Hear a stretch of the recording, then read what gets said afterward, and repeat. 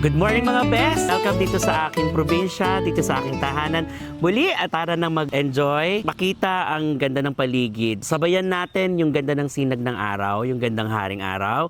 Maraming salamat. At ngayong araw na to ay muli natin pagsisilbihan ng aking pamilya. Magluluto ako ng isang napakasarap na dish na talagang matatakam po kayo. Alam niyo ba na marunong akong gumawa ng tinapang isda? Yan, bongga yan. Gagawa tayo ng tinapang isda at saka magluluto tayo ng pinakbet. So napakagandang match na pagkain yan. Yan yung magiging tanghalian namin ngayon. Samahan niyo ako magluto. Pakita ko muna sa inyo yung mga tumubo ng tanim namin ng tatay nung last time na tinanim namin. Meron kami mga gulay-gulay dyan. Ang ganda ng tubo ng aking upo, oh. 'Di ba? Kabog. At may pabunga na ang aking upo. Salamat, upo.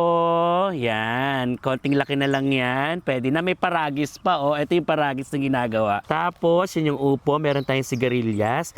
Wait lang ha, at napakaraming bunga ng upo, oh. Pag naglakihan niya mga bes, kabog. Oh, salamat upo. At ang ganda ng buka niya ha. Parang alam mo yung nag-aanyaya ng blessing talaga. Ang ganda-ganda ng pagkakabuka. At ang aking mga sigarilyas, mamaya mangunguha tayo ulit. Actually, ang sigarilyas po, walang hinto ang pagbunga nito. Kaya ang mga magsasaka nakakadala rin to ng gandang ani. So marami siyang bunga, maraming bulaklak, magandang pagkakatubo. Mamaya mamimitas tayo, lalagay natin sa ulat para kabog na kabog yung pinakpit natin sa syal. So yung iba pa nating gulay, papakita ko sa inyo, yung mga tumubo pa. Yung talong nung nakaraan ko, napansin niyo sa mga nakaraan kong video. Talong ako dyan. So pinatay na yung pinakamatandang, yung matandang tangkay niya, yung matandang puno. So iniwan yung ugat muna, tutubo yan ulit. Kaya wala pa siyang bunga ngayon. Wala pa tayong makukuhang talong. May talong kaming tanim. Nagtanim ako ng sitaw, tumubo na rin siya. Medyo matagal-tagal pa nga lang to. Akyat pa lang siya. Gagapang natin siya dyan kapag medyo humaba na siya. Yan, yung mga sitaw na yan. Yan, sitaw yan. Tapos yung sili natin, mamaya kukuha tayo. Maglalagay tayo ulit sa pinakbet. May mga natitira pa siyang bunga. Sa sulok-sulok niyan, may mga tanim pa kami dyan. Marami pa kaming tanim. So pag lumaki na, papakita ko sa inyo. Pakita natin yung sibuyas. Nakaraan, medyo maliliit pa siya. Ngayon, patubo na rin yung aking sibuyas. Yeah. Excited akong lumaki mga sibuyas na to. Oh, eto na yung mga ilalagay natin sa pinakbet ulit. Oh, pwede na tayo magpinakbet. Pinakbut! Ay, ang daming bunga. Nakakaaliw.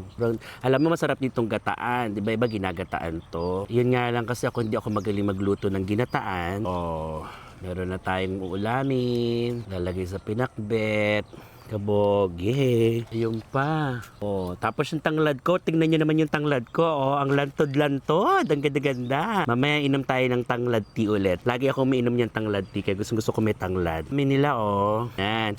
At ang saging natin, yung dalawang saging natin na tumubo na yan, tanim din ng tatay. Abangan natin yung paglaki at pagbunga niya kapag may bungat na, papakita ko sa inyo. Kaya ang sarap talaga na may ganitong bakura na pwede ka magtanim ng mga gulay-gulay. Diba? Simple, masarap. Yan, ang ating mumunting sibuyasan na kung saan pagka yan ay lumaki na at pwede na i-harvest, meron na tayong magagamit na pang personal, pang bahay lang, pang luto. Di na tayo bibili, di na tayo manghihingi dahil dati nanghihingi lang tayo. Ngayon kahit papaano meron na tayong inaabang-abangan. Diba? Pagluto na rin yan na, madami-dami na din yan. Kamatis na rin, tumubo na rin yung kamatis ng tatay. Ayan. Ito, kalamansi yata ito o dalandan or orange. Di ko alam. So abangan natin ang magiging bunga niyan. Tapos yung gabi na naha-harvest na rin natin. Yan, marami na tayong pwedeng ulamin dito sa bakuran.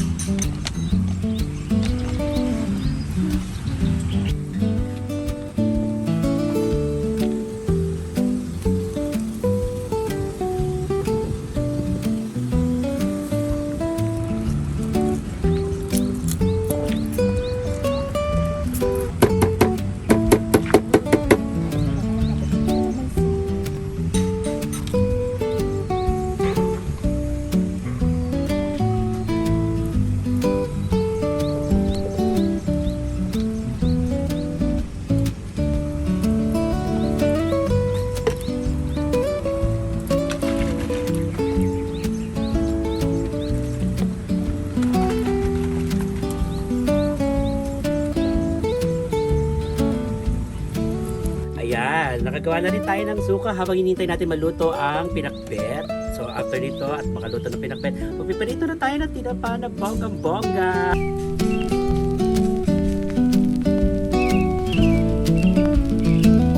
Tikman na natin yung ating nilutong pinakbet.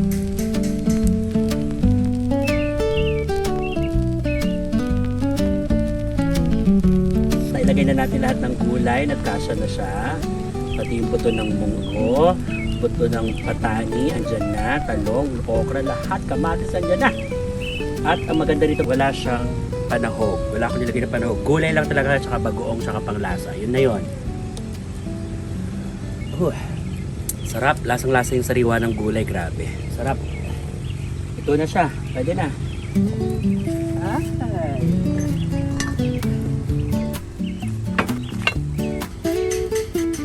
Yun o, alam ko meron sa mga.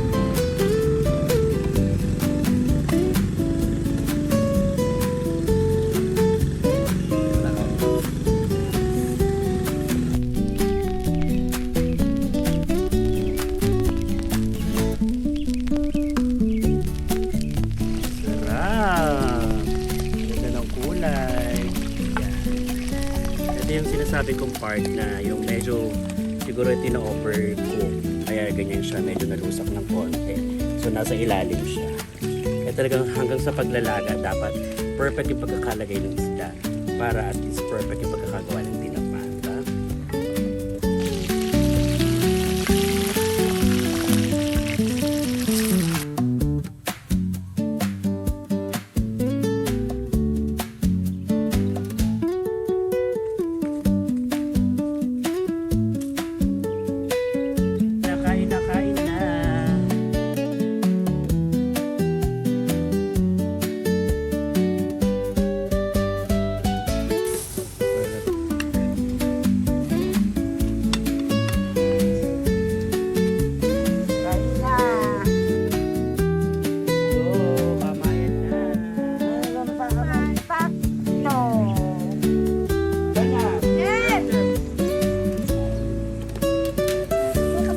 Ang lamesa.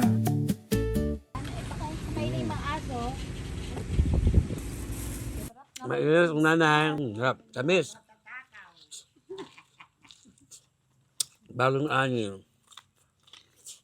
Yan. Harap. Pangalawa na ako. Dito naman tayo sa pipino. Ayan. Hindi na kailangan balatan kasi malambot pa siya. Tapos bagong pitas. Yan na. Siyempre yung ating suka kanina na ginawa. Di ba ang lambot? Ang lambot ng balat. Kaya pwedeng kainin yung balat. Sariwa.